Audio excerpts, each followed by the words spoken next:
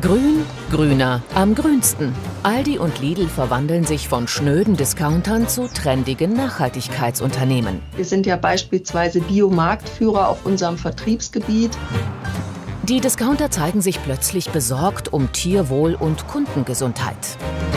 Das bedeutet, dass natürlich unsere Produkte auch nachhaltiger, aber auch gesünder werden sollen.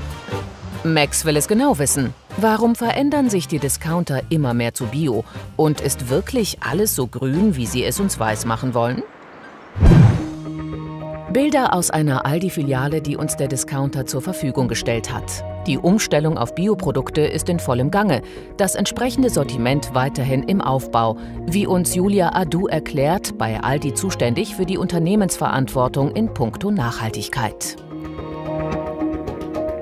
Wir freuen uns aber, dass bereits 15% unseres Sortiments Bioprodukte sind und haben ja gerade unsere Kooperation mit Naturland kommuniziert. Insofern planen wir da auch nochmal eine Weiterentwicklung.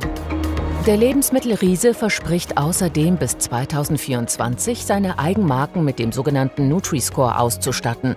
Daran können Verbraucher sehen, ob und wie gesund die Lebensmittel sind. Wir haben uns darüber hinaus vorgenommen, immer den besten Nutri-Score im Vergleich zu anderen vergleichbaren Produkten aufbringen zu wollen. Das ist eine Herausforderung, denn dafür muss man wirklich alle Rezepturen überprüfen. Aber wir denken, dass der Nutri-Score eine gute Orientierungsmarke für Verbraucherinnen ist. Bio boomt. Bundesweit setzte der Lebensmitteleinzelhandel 2022 mit Bioprodukten 10,2 Milliarden Euro um. 2/3 des Biomarktes entfallen damit auf den Lebensmitteleinzelhandel. Bei Aldi selbst machen Bioprodukte 7,7% des Gesamtumsatzes aus. Aldi behauptet, man habe schon immer auf gesunde und bewusste Ernährung geachtet. Die Lebensmittelretter und Verbraucherberater von Foodwatch sehen das Bio-Engagement der Discounter etwas differenzierter. Egal, ob es um weniger Zucker oder mehr Tierschutz geht, Unternehmen wie Aldi machen das natürlich nicht aus altruistischen Gründen, sondern reagieren letztendlich auf gesellschaftlichen Druck, auf eine gesellschaftliche Debatte. Und wenn man dann erkennt als Unternehmen, hier kann ich mich als Vorreiter positionieren und ein bisschen mein Image aufpolieren, dann machen die so einen Move und das kann aber auch manchmal richtig was bewegen im Markt. Das tut es ganz offensichtlich, denn Discounter-Mitbewerber Lidl steigt ebenfalls immer offensiver in den Bio- und Nachhaltigkeitsmarkt ein. Wir werden weitere pflanzliche Alternativen bei uns im Sortiment anbieten, also dieses Segment im Speziellen weiter ausbauen.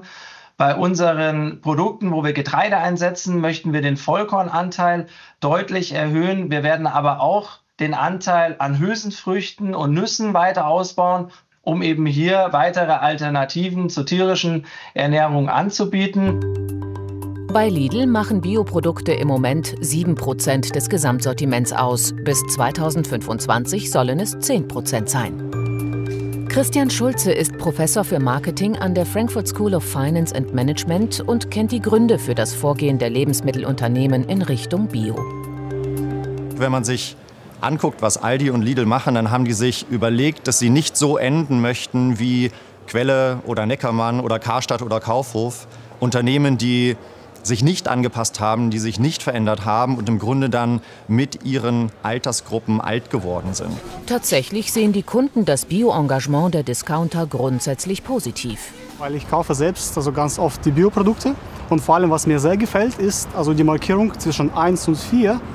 Und der normale Kunde, der sieht schon, also was die Nummer 4 bedeutet, genau, was die Märkte also nachhaltig werden. Ich finde es eine korrekte Richtung sozusagen der Entwicklung, bin aber trotzdem noch ein bisschen skeptisch als Verbraucher. Bio ist zum Beispiel ein recht dehnbarer Begriff und da vertraue ich jetzt erstmal nur, dass es sozusagen der niedrigste Standard ist. Also für mich ist das eine Bereicherung. Ja? Ich gehe mehr zu Aldi als zu Konkurrenten, die sich das ausschließlich auf die Fahne geschrieben haben. Da spielt sicher der Geldbeutel eine Rolle, denn Bioartikel gelten gemeinhin als teuer. Der Produktionsaufwand ist größer als in der konventionellen Landwirtschaft. Wie lassen sich Bioprodukte also dennoch günstiger beim Discounter verkaufen? Bei uns sind Bioartikel auch günstig im Angebot, weil wir eben große Mengen an Bio einkaufen können durch unser großes Filialnetz.